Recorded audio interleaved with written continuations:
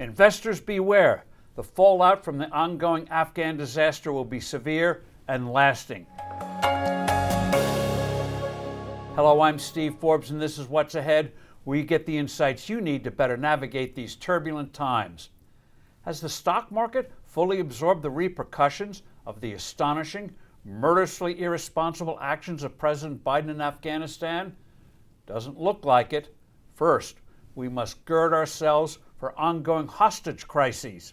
It is beyond comprehension that the White House had no plans in place for the evacuation of 10 to 15,000 Americans in Afghanistan, as well as thousands of other Westerners.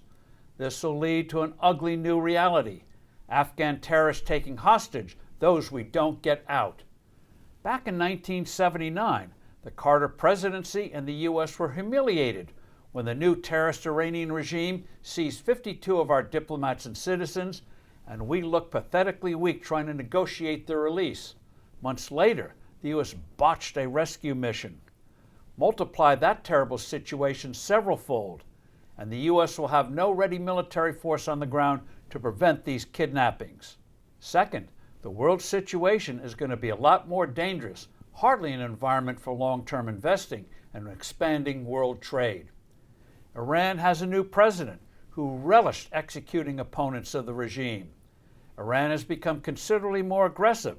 It recently attacked a cargo vessel belonging to an Israeli company. It's speeding up its nuclear weapons program and expanding its terrorist activities. Israel may well take military action, especially now that it feels it can't rely on the U.S. A full-blown war could result. Speculation has intensified about China making serious moves to take over Taiwan. That island's freedom is considered crucial by Tokyo for its own security. With the U.S. looking unreliable and weak, Japan could well consider the once unthinkable act of becoming a nuclear power, which will, at the least, trigger taut tensions with Beijing, another nuclear power. All this doesn't bode well for a peaceful future. With the Taliban now seen as defeating the U.S., it and other terrorist groups will attract hordes of new recruits. Together with all the cash and immense amounts of military equipment we're leaving behind, we can expect more terrorist activity in the future. Inexplicably, the president never consulted with NATO allies and other partners who together had 10,000 troops in Afghanistan.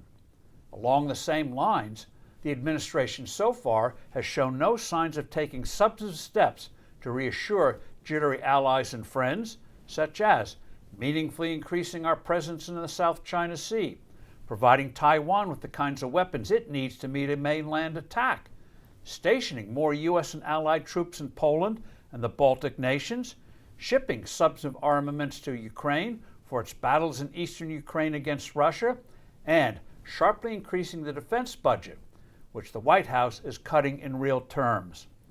I'm Steve Forbes. Thank you for listening. Do send in your comments and suggestions. I look forward to being with you soon again.